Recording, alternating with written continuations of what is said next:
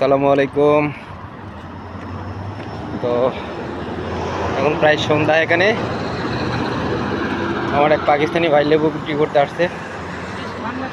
আসসালামু আলাইকুম। আসসালামু আলাইকুম। তো এগুলো হচ্ছে লেবু।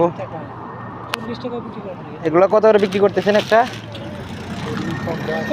সর্বনিম্ন ধরেন 40 টাকা। এই লেবুগুলো এক প্যাকেট মানে বাইরে নিয়ে আসছে এই মাত্র। এই ভাই বিক্রি করে। কিন্তু সবার কাছে সমান বিক্রি করা যায় না, বুঝলেন নাই সুবিধা। যার কাছে বিভিন্ন ধরনের কাস্টমার আছে, সর্বনিচের দাম 40 টাকা। তো এখানে বিক্রি করতেছে সৌদিরা। এখানে গাড়ি থামায় মানে নিয়ে যায় আর কি লেবু।